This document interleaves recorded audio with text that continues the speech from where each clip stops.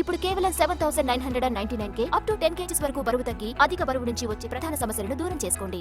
చంద్రబాబు నాయుడు గారు ఏ డిక్లరేషన్ పేరుతో ఏ హామీలు ఇచ్చినా కూడా, ఆయన ఏం ప్రకటించినా కూడా రాష్ట్రంలో ఉన్నటువంటి ప్రజానికం, ముఖ్యంగా బలహీన వర్గాలకు సంబంధించినటువంటి నాయకులు కానీ ప్రజలు కానీ నమ్మే పరిస్థితుల్లో లేరన్న అంశాన్ని మాత్రం ఈ సందర్భంగా గట్టిగా చెప్పదలుచుకున్నా.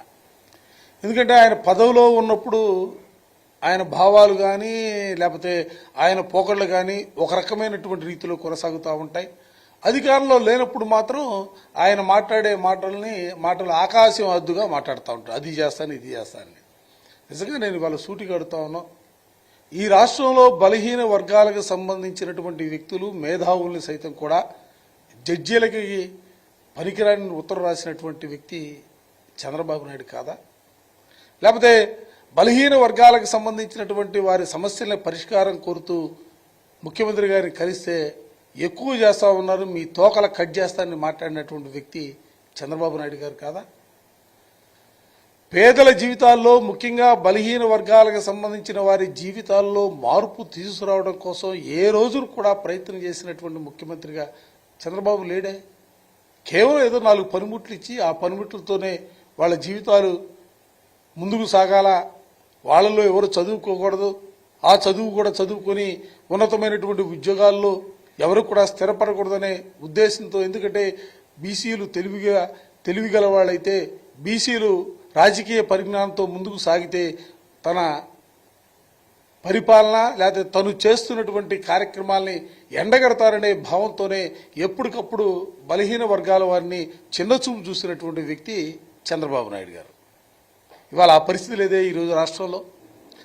జగన్మోహన్ రెడ్డి గారు ముఖ్యమంత్రి అయిన తర్వాత బహుశా భారతదేశ చరిత్రలోనే ఎప్పుడు కూడా ఎక్కడా లేని విధంగా బలహీన వర్గాల వారికి సంబంధించి కానీ, ఎస్సీ ఎస్టీ మైనార్టీలకు సంబంధించి కానీ ఏ చట్టం కూడా చెప్పకపోయినప్పుడు కూడా ఈ రాష్ట్రంలో ఉన్నటువంటి అన్ని రంగాల్లో కూడా సమానమైనటువంటి అవకాశాలు 50% పైచిలకు ఇవాళ అవకాశాలు కల్పించి ఇవాళ వాళ్ళందరినీ కూడా రాజకీయంగా, సామాజికంగా, ఆర్థికంగా అన్ని రంగాల్లో కూడా వాళ్ళు వెసులుబాటు కలగాల, వాళ్ళు అన్ని రంగాల్లో కూడా అభివృద్ధి పదంలోకి రావాలనే ఆలోచనతో ఇవాళ జగన్మోహన్ రెడ్డి గారు 4 సంవత్సరాల 10 నెలల కాలంగా ఈ రాష్ట్రంలో అనేకమైనటువంటి కార్యక్రమాలు తీసుకుని ముందుకు సాగుతూ ఉన్నారు.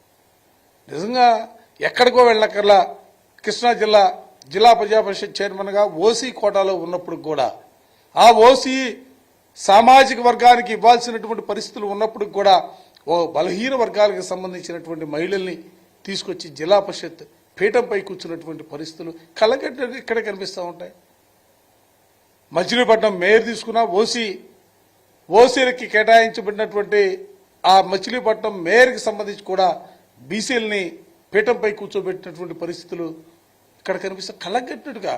ఇట్లా చెప్పుకుంటూ పోతే ఈ రాష్ట్రంలో స్థానిక సంస్థలు రిజర్వేషన్ లేకపోయినప్పుడు కూడా, ఓసీగా ఉన్నప్పుడు కూడా ఆయా స్థానాలలో జగన్మోహన్ రెడ్డి గారు ఇవాళ బలహీన వర్గాల వారికి అవకాశం కల్పించినటువంటి పరిస్థితులు రాజకీయంగా మనం అందరం కూడా చూస్తూ ఉన్నాం. దాంతోపాటుగా ఇంగ్లీష్ విద్య కానీ, లేకపోతే మహిళలకు సంబంధించి ఇవాళ అనేక రకాలుగా కార్యక్రమాలు తీసుకొని ఆ కార్యక్రమాలన్నీ కూడా మహిళల పేర్ల మీదే, మహిళల ఖాతాలోనే, మహిళల పేర్ల మీద రిజిస్టర్డ్ పట్టాలంటి కార్యక్రమాలు కూడా తీసుకొని ఇవాళ ముందుకు సాగుతూ ఉన్నారు. అందుకే బలహీన వర్గాలకు సంబంధించినటువంటి ప్రజలందరూ కూడా ఇవాళ వైఎస్ఆర్ కాంగ్రెస్ పార్టీకి అండగా నిలబడ్డారు. భవిష్యత్తుకు సంబంధించి కూడా రేపు 2024లో జరిగే ఎన్నికల్లో వైఎస్ఆర్ కాంగ్రెస్ పార్టీని, జగన్మోహన్ రెడ్డి గారిని మరలా తిరిగి రాష్ట్రానికి ముఖ్యమంత్రిగా చేసుకోవాలని తలంపుతోనే ఇవాళ ప్రతి ఒక్కరు కూడా ముందుకు సాగుతున్నటువంటి పరిస్థితులు. అందుకే చాలా తాపత్రపడతా ఉన్నారు, ఆదుర్త పడతా ఉన్నారు.